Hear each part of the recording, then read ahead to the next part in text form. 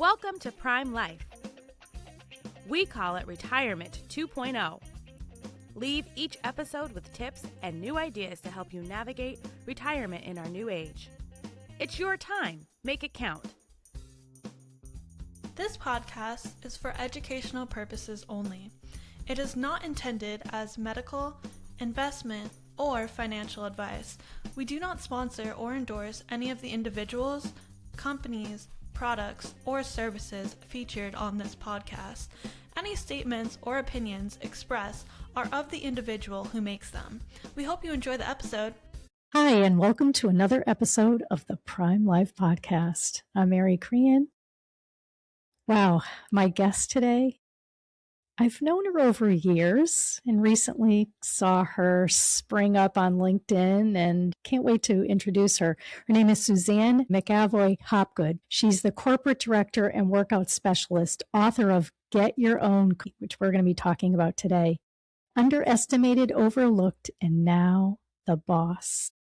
A story of women in corporate America based on experiences, including as chair CEO of a New York Stock Exchange company. Suzanne, welcome to the Prime Life Podcast. Tell our audience a little bit about yourself. Well, I'm a workout person, which is not the gym, but going into corporations and trying to fix things, whether it be a liquidity issue, whether it be, in one case, it was a litigation with the Department of Defense that the company had gotten sideways with the Department of Defense on a product they were making for fighter jets, but fixing those things. So that's been my career. And usually if I was asked to go on a board, whether they told me it or not, it was because there was some trouble.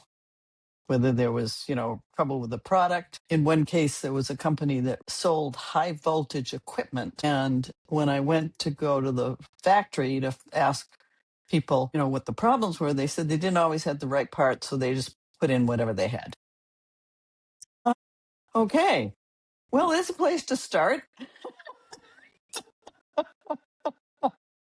And wow, I was chairman of the board, so that meant that was meaningful to me. Wow, what a punchline that is, huh? Yeah, that was. So I know that you've had an amazing career. Can you talk a little bit about what that's been like up until recently? And then we're going to dive into your book. Okay. It just, it's been a series of just things that have happened. I mean, I learned early on that women were not going to, were destined not to go anywhere. And the CEO of Lowell Institution for Savings, when he hired me, he did two things. He asked me how much I wanted to make. Well, I had no idea. And I threw out a number and he paid me more. And I learned something from that because that created a loyalty in me. I would have worked 24 hours for him and the other thing he did, he told me that I would always be underestimated. Use it to my advantage. Now, there was a concept that would never have crossed my mind. But that was an extremely good message. And I had to leave the bank when my boss showed up at my condominium one night at 8:00 at night, telling me he was lonely. And I sent him home to his family and figuring I was going to have a car loan and a mortgage. And the next day I wasn't going to have a job. So ended up at Aetna, took whatever job was offered because I needed a job. Ended up at Aetna. So it's been and then left to start a consulting business and doing workouts. And that's how I ended up coming on to, when I established that reputation. Well, first, John Hancock was my largest client. They were the one who put me on the board of FERS. And then 2 years later, I became chairman and CEO through a precedent-setting proxy contest initiated by TIA Craft, which was on the front page of the Wall Street Journal. And that's that really creates a background for you when you're on the front page of the Wall Street Journal with the title being "The Shot Heard Round the World" from this proxy contest that they won. And they called and told me I was going to have to go in as chairman, which is a board decision, by the way.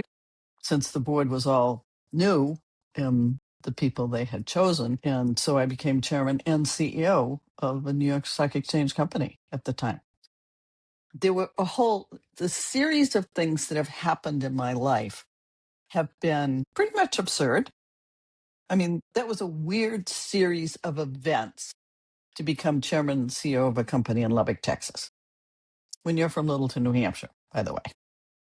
I love that you said that earlier before we hit the record button. Did you ever have imposter syndrome? No, I knew who I was, and I was very aware of what my strengths and weaknesses were. And, I figured other people had figured that out before I had, because other people asked me to do things that I never would have applied for. And when they asked me, all I could think of was, great, I've never run a public company. I've never run a company with thousands of employees. And then I thought, wait a minute, if I was a guy, I'd say, how much are you going to pay me? Rather than going through all the things I don't know how to do. And that's what I've always told women. Stop telling people you can't do. Say yes. They've already figured out what you can do. Otherwise, they wouldn't have put you in that position. And it took me a while to understand that. But people have already assessed who I am and what I can do. And like I said, if I applied for a position as CEO of a New York Stock Exchange company, even I find that laughable. But they had already decided that I had the skill set to do it. And okay, so it's just been, and from that, of course, went on corporate boards. After I left FERS, took over as CEO of Hula, and which was wonderful.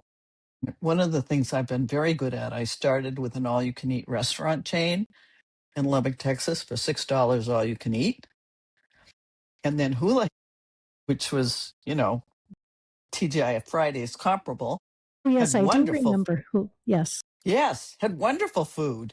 And then my last gig was as chairman of Newport Restaurant Group, which is a fine dining restaurant group. So I tiered up from an all-you-can-eat, $6 all-you-can-eat restaurant chain to Hula Hands, which had wonderful food. My husband was particularly appreciative of the sandwich with a pound of bacon in it, something that friends have called the cardiologist special. And then ending up at a fine dining restaurant, and the hotel was a Relais and Chateau hotel that the restaurant was in.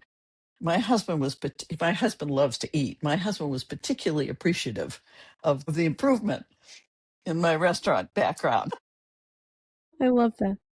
Because, of course, when you're the CEO of a company, you need to eat there, and you need to check out the competition. So eating is always front and center to what you're doing. This is very important.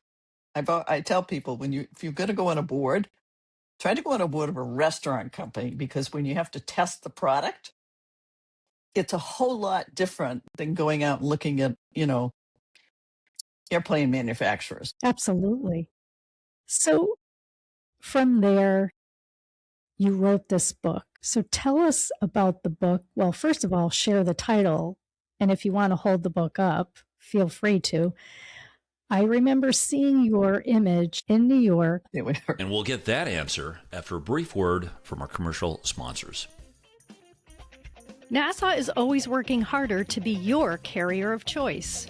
We offer insurance products that can help you meet your retirement goals, such as protecting your savings, securing lifetime income, or paying for healthcare costs. We're dedicated to providing best-in-class service and are keeping things simple, and we'll have your back. We have around 400,000 policyholders and contract holders and have been doing this for a long time, 170 years, but we remain humble enough to always try to improve. For more information, visit nfg.com. Nassau Insurance products are issued by Nassau Life and Annuity Company of Hartford, Connecticut, Nassau Life Insurance Company, East Greenbush, New York, or Nassau Life Insurance Company of Kansas, Overland Park, Kansas. Subsidiaries of Nassau Financial Group.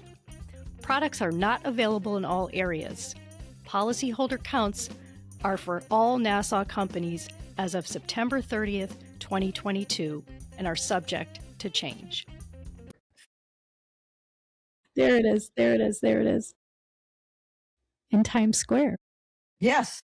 Yes. Because this was an interesting process because Bonnie Malley, who's a good friend of mine in Hartford, had called and said, you need to write a book. You're the only person I know that's accomplished what you've accomplished, not for ego purposes. So I didn't know that and hadn't thought about that. She said, you need to teach the rest of us how to do that. And the next day, somebody from Forbes called and asked if I would be willing to write a book on leadership. And I thought, okay, the universe is sending me a message here. Absolutely. A friend of mine said, I probably shouldn't say this. A friend of mine said, you know why they called? And I said, yeah, I know. They were sitting in their conference room looking at the pictures of authors of books on leadership. And guess what? None of them look like me. So I think this guy got sent out to find somebody who could write a book on leadership. So it just was, it's like my whole life. It was just karma, just continued. So they gave me the names of ghostwriters because I'm a storyteller, not a writer, and ended up working with Beth Cooper, who was the most amazing person, really amazing. And so it was fun working with her. She made me dig deep to, it's the whole getting fired from Aetna, I buried. There was no sense pulling that up all the time and fussing about it. So I buried that pretty deep. She made me go on a long walk and dig that all up. So there were parts of it that were, not a lot of fun. So it was just but the title of the story, when the whole Furs Restaurant Group thing started, it was on the front page of the Wall Street Journal. I mean, we were highly focused on. There were a number of people really focused because this had never been done before. And so I've got a new board. I don't know any of these people. So we're getting to know each other. And I said, the first thing we need to do is find competent outside counsel because we're going to be in the limelight. So we need people protecting us and making sure we're ahead of the curve. So we started interviewing, and there was no other public company in Lubbock. So we started interviewing firms in Dallas. And I had already decided who I wanted when we interviewed this last firm that we were interviewing, but it was up to the board. So I got there early. I got there and it was it was a morning meeting. It was a breakfast buffet set out for us. And so I'm getting my breakfast and one of the senior partners walked in and gave me his order for coffee. So this is a high profile thing for them as well. And I couldn't have been happier to go get his coffee. I mean, a senior partner at a law firm giving his coffee order to the potential client who's the chairman and CEO of the board. I just thought that was hilarious. So I went to the receptionist, found out where to get his coffee, what he wanted. And by the time I got back, most of the board was there. And so I walked in and put it down in his place and said, I hope this is satisfactory, sir. And went and sat at the head of the table. Isn't it just a wonderful story? I love And it. when the book was published, I sent it to the managing partner and said, thank you so much for giving me the title of this book. I have not heard back from him, by the way. I think he might have thought that was a little tongue in cheek, but isn't that just a great story? It's the best story. You can't even make it up. And I think what's so interesting is, we're all maybe a little bit guilty of this, is judging the book by the cover, so to speak. Yes. And so I must have been somebody, serving coffee or putting together the buffet or whatever. So what I really loved was how you handled it. A number of people said, why didn't you just say something to him? I said, oh, this was so much better. Watching his face when I sat down at the head of the table was just perfect. I just could not have been happier. Just watching his face, and his partners figured out in a minute exactly what happened. And that was the end of that interview. And somebody said, did you hire them for anything else? And I said, he already showed he couldn't work with a woman. I mean, that was clear. That was clear. I was a stereotype. I was a woman, so I must be a secretary. End of sentence. When do you think things have changed for women, or how do you see that from that point now? And then we can talk a little bit more about the book. 86, the Supreme Court defined a toxic workplace.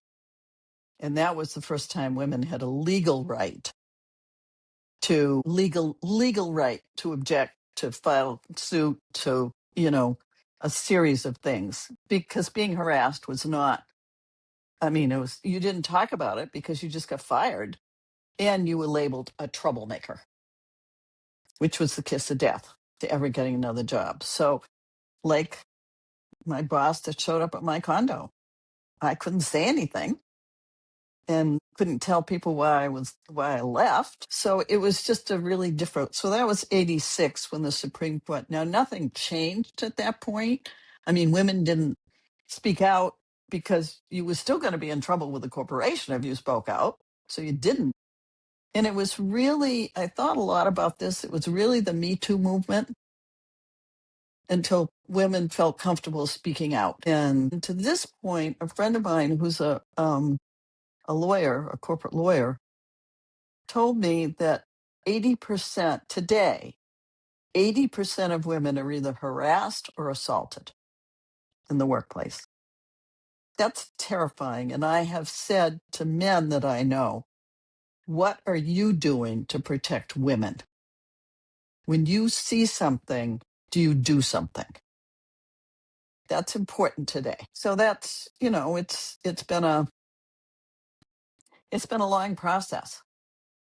And I always have in my mind the comment about you're always going to be underestimated. Use it to your advantage. That's always playing in my mind. So, that's kind of been the way things have been. So I think, but I've consistently said to men, women need help.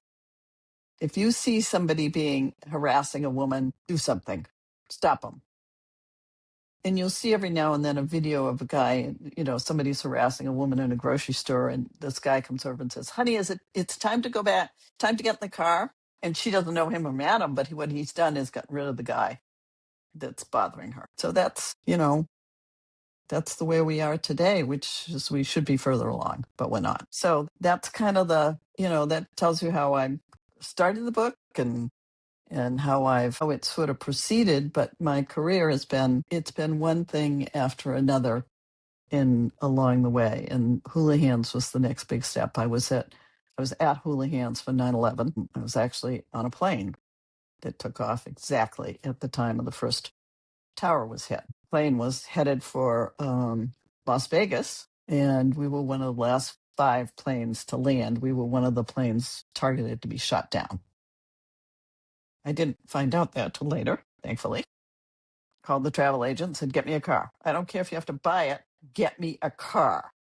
Because we landed in Albuquerque, and so I knew we weren't going to take off out of because the airline didn't base there. And so we drove back to Kansas City, and people in my staff called about every 45 minutes, called to see where we were and make sure we were okay. And got back we stayed overnight. We weren't that far from the office, but we couldn't stay awake any longer at 3:00 in the morning. And so I got back to the office the next morning, and it was funny. Everybody reached out to touch me, and I could see why. Yeah.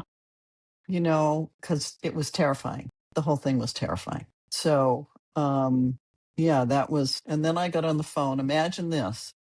I got on the phone to call our largest food vendors, tell them the check was not in the mail, and ask them to stay with us. And I had the most fascinating conversations of my life.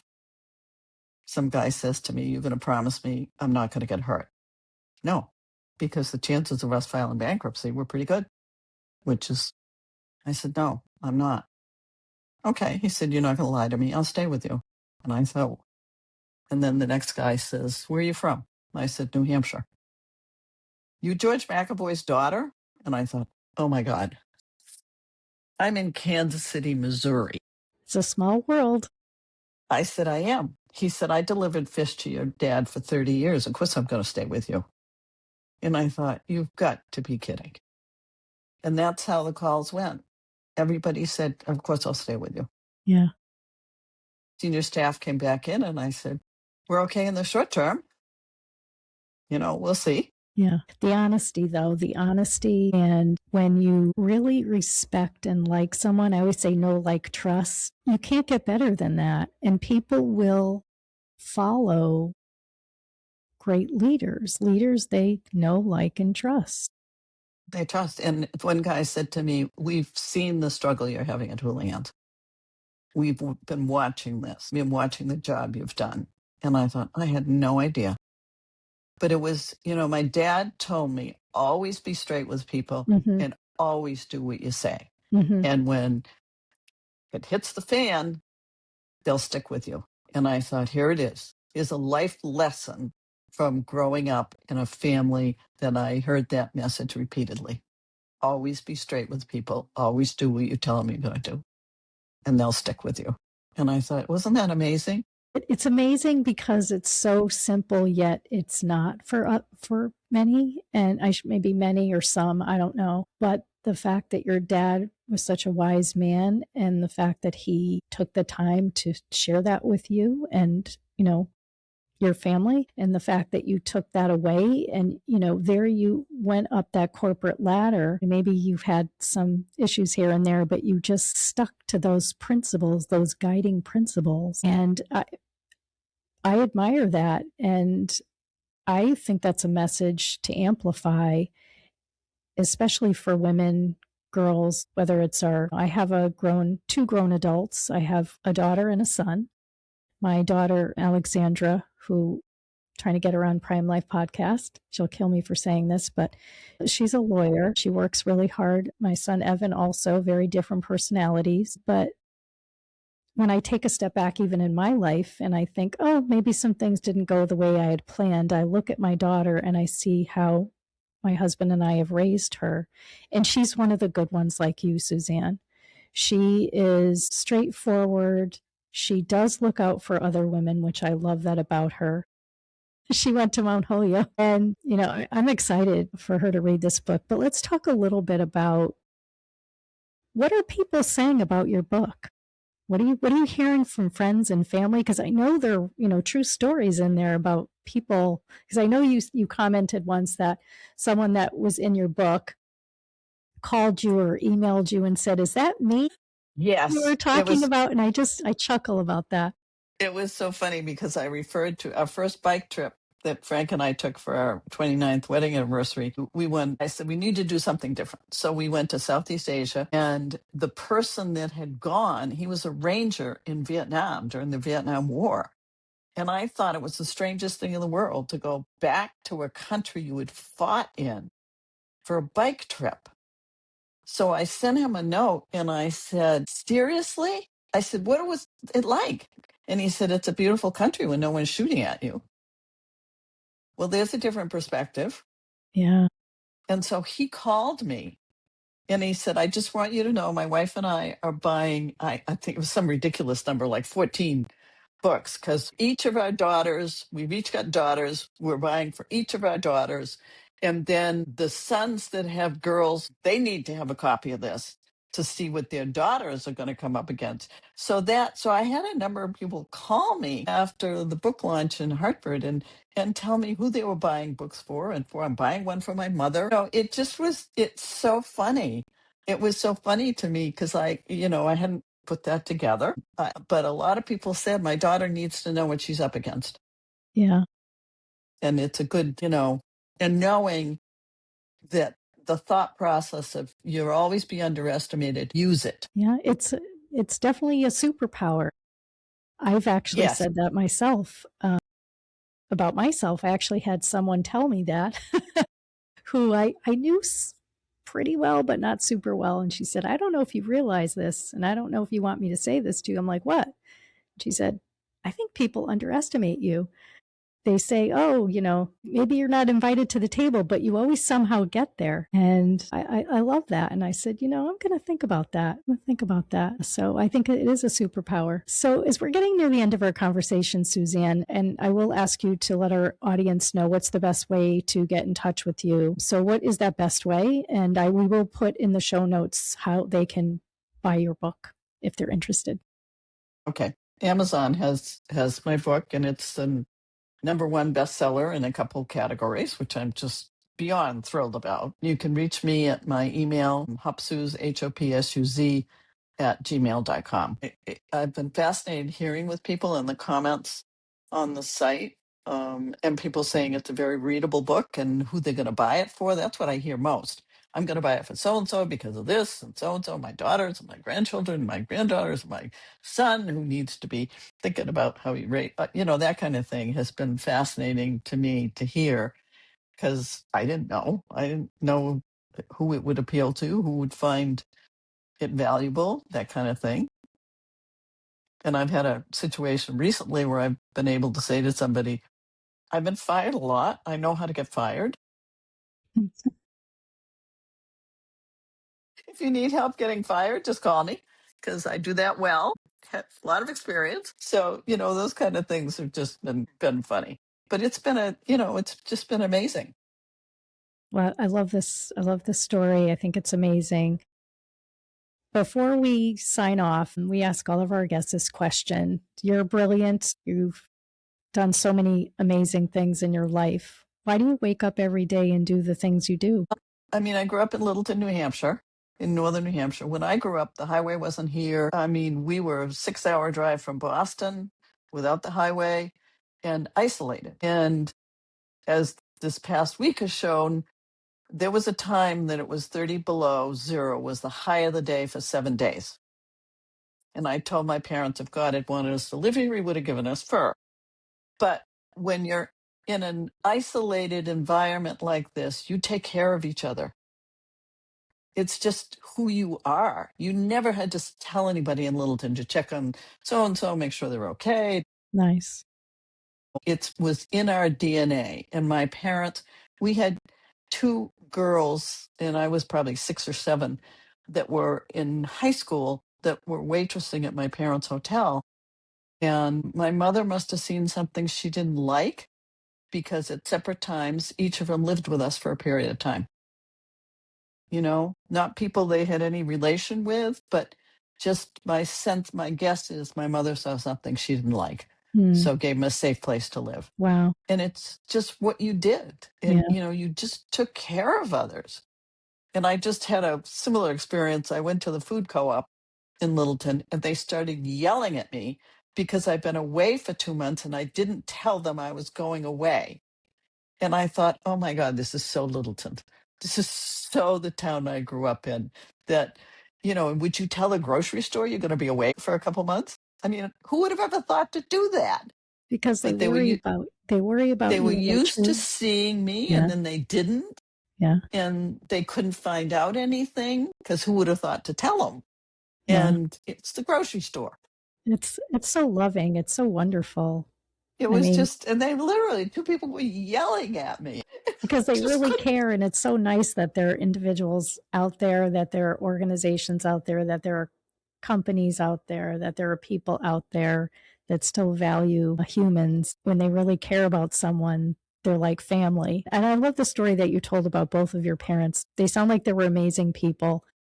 And They it's really no were. wonder. And they cared about Littleton.